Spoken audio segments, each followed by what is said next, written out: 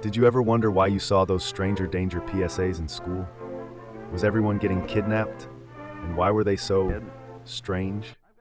They made jokes about child abduction and molestation, used cartoon aliens and talking cars to warn you about the most horrible things imaginable. But maybe that's not even the weirdest part. Some people remember videos they can't find anymore, scenes that don't exist. Videos that didn't just warn you about strangers, but something darker, something that wasn't quite human. Welcome to Forgotten Forums, the show where faded media, fractured memories, and digital folklore meet in the shadows of the internet. Today we're not talking about a lost game or an urban legend. We're talking about something much stranger, public service announcements, or PSAs. You watched them. You probably laughed. But what if there was something hidden beneath their awkward charm? A warning, a cover-up, or maybe a test. Let's rewind the tape.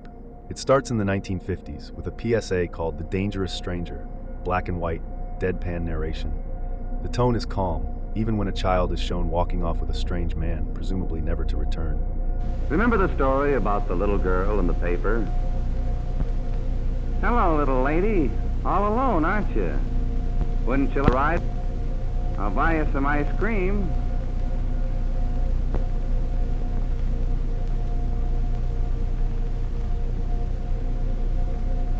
Well, nobody ever saw her again. The camera lingers, there's no music, no panic, just instruction. It's more like a driving test than a warning about kidnapping. In the 1970s, they remade it, color film now. New faces, brighter classrooms, but the same script. Remember the story about little Debbie Vincent? Hi there, little lady. My goodness, you're all alone. Wouldn't you like to go for a ride with me? I'll buy you some ice cream. Well, nobody saw her again. Same trench coat, same hat, same stranger. By the 1990s, though, something changed.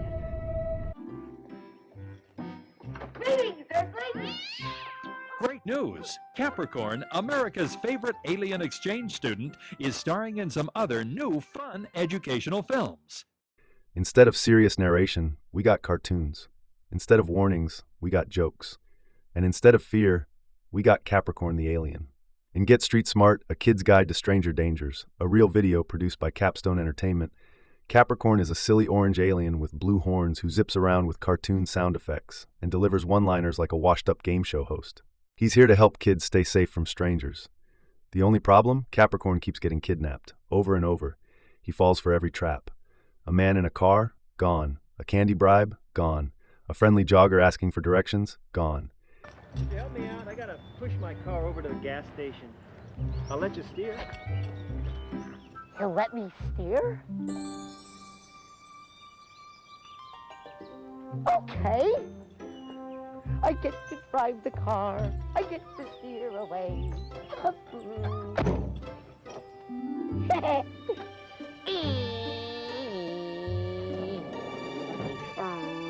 He's turning down the road. He's going fast. He's trying. Hey, what are you doing? Hey, Sheriff. What are you doing?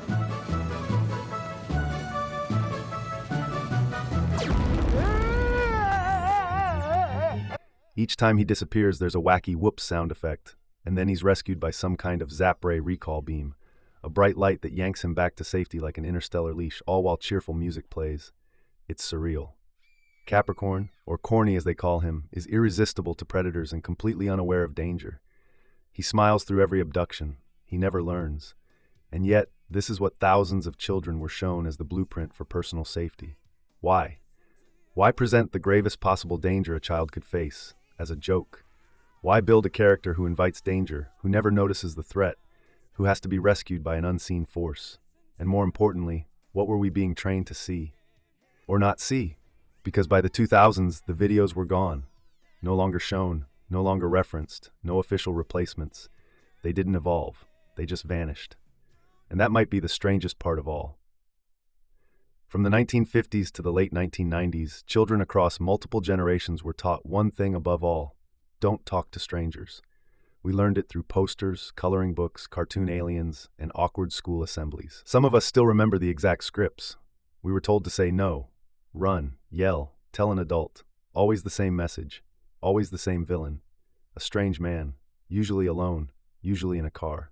But there's a problem. This went on for half a century. 50 years of PSAs warning about the same cartoon threat, a threat that, statistically, was never the main danger. The overwhelming majority of child abductions and abuse are committed by people the child already knows. Parents, step-parents, family friends, coaches, clergy, teachers. Not trench coats, not vans, not strangers with candy. And yet stranger danger dominated for decades. Through the Cold War, through social upheaval, through every shift in public policy. This wasn't a fad, this was a sustained campaign. So we have to ask why. Was it panic? Some point to cases like Ethan Patz or Adam Walsh, children taken by strangers in tragic, high-profile abductions. But those happened in the late 1970s and early 80s. The PSAs? They started decades earlier. The original Dangerous Stranger film aired in the 1950s, before milk carton kids, before any national outrage. So what were we so afraid of? And why did we keep pushing the same narrative? What's even stranger is what these videos didn't teach. They didn't teach children to recognize coercion. They didn't explain that adults shouldn't ask kids to keep secrets. They didn't say that you can say no to an adult. They didn't offer boundaries. They didn't offer tools. They offered a fantasy villain. And if a child was harmed by someone they knew, there was no script, no cartoon, no alien mascot to say, that wasn't your fault. It's almost as if they weren't designed to help kids at all, just to make adults feel like they had done something, to put a tidy label on fear and seal it in a plastic clamshell. Maybe stranger danger wasn't about prevention. Maybe it was about deflection. And that's where we find our next mystery. Because while all the cheerful PSAs were teaching us to laugh at fear, there was one tape that didn't laugh, one video that was never meant to be shown more than once. As stranger danger faded from schools and TV screens in the early 2000s, something unusual began to happen. People started revisiting the old PSAs. Some were uploaded to YouTube, others resurfaced in digital archives, taped off of VHS. But for some viewers, rewatching these videos brought on an unsettling feeling, not of nostalgia, but of displacement. I swear there was a part where the kid runs into a hallway and sees a shadow at the end, but it's not there now. There was a second version of the alien one, way darker. I remember it having static at the end, like a tape glitch. I remember a scene where the teacher keeps smiling and won't stop. It scared me more than the stranger.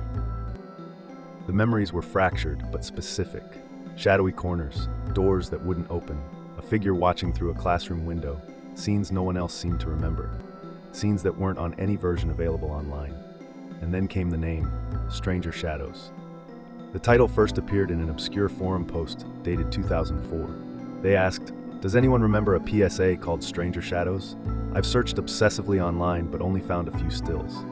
Attached were 3 low-resolution images. A hallway, dimly lit with something dark in the corner.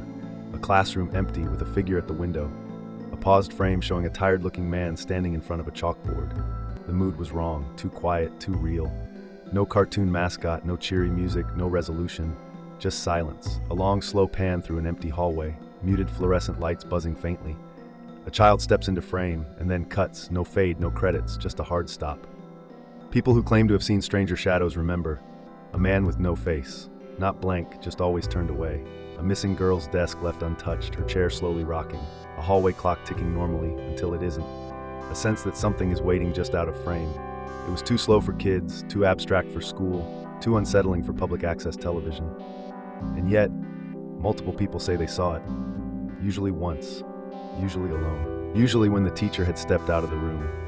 Theories vary. Some say it was a regional PSA, aired by mistake.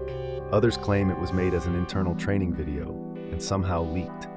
A few think it was part of a failed pilot for a trauma awareness campaign that got pulled before launch. But the most disturbing theory, that Stranger Shadows was a test. That the tape wasn't meant to protect you, but to see how you reacted, to measure what you remembered, and what you forgot. Of course, there's another explanation. Maybe Stranger Shadows never existed. Maybe it's just a hoax. A story that started in a forum thread, picked up momentum, and now lives in our heads the way all good urban legends do. That would make sense. Except for one thing. Too many people remember it, and not just vaguely. They describe the same details, the same hallway, the same moment of silence before the video cuts out. The same feeling of wrongness, like a documentary with something poisoned baked into the grain of the tape. Even stranger, some say they remember watching it before they ever heard the name. They thought it was one of the other PSAs, until they saw the stills, until someone gave their memory a shape. Psychologists have a term for this: memory contamination. It happens when your mind fills in gaps using suggestion, emotion, or cultural reference, especially with memories formed in childhood, when the brain is still sorting fantasy from reality. But there's something else that happens too, something rarer, less studied. It's called memory substitution. That's when the mind replaces something unbearable with something it can process, like turning a traumatic event into a nightmare, or recasting a known abuser as a stranger. Could Stranger Shadows be a case of substitution? Could children who experienced something traumatic, something they couldn't understand or explain, have projected it onto the only framework they were given? A VHS tape, a warning about strangers, a scary man in a hallway. But in their mind, the man wasn't human, or his face was missing, or he was tall, thin, wrong in a way language doesn't allow. They didn't have the tools to describe what happened, so they folded it into what they were told to fear. And when the real PSAs didn't reflect that feeling, they invented one that did. But here's the problem. Even false memories degrade. They vary, they mutate. But Stranger Shadows hasn't. It keeps coming back the same stills, same tone, same impossible quiet. So maybe it's not a substitution. Maybe it's not false. Maybe it's just something we're not supposed to remember. By the early 2000s, the Stranger Danger era ended without a sound. No official statement. No final PSA, just a quiet fade from classrooms and TV blocks. The tapes were shelved, the mascots forgotten. Even Capricorn, the alien who got himself kidnapped, just disappeared. New programs emerged with different language, tricky people, trusted adults, safe spaces.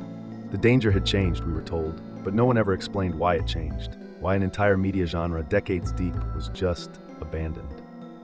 So we're left with questions. What if Stranger Danger was never really about protecting children from actual strangers? What if that was just the cover story? What if the real goal, the one buried in the slow narration, in the long hallway shots, in the eyes of the man who never speaks, was to warn children about something that can't be named? Something that looks like a person, moves like a person, but isn't. Something that only children can truly see. Something that lingers in doorways, or watches from the edge of the playground. Something that comes when no one is looking. A shadow. Maybe Stranger Shadows was too literal. Maybe it showed too much, too plainly, too accurately. And someone decided it had to be pulled. Because if too many people saw it, if they started asking questions, the whole illusion might fall apart. And then comes the real question. Why did the warning stop? Is the danger gone? Or did the shadows just grow smarter? Because if you ask people now, most of them don't remember the tapes, or they only remember the alien, the jokes, the safety songs, but not the thing that scared them. Not the part that made them glance at their classroom door. Not the silence that followed the laughter. And that may be the most terrifying part of all.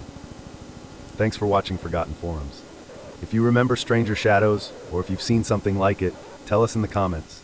Just be careful what you remember. Some memories weren't meant to survive.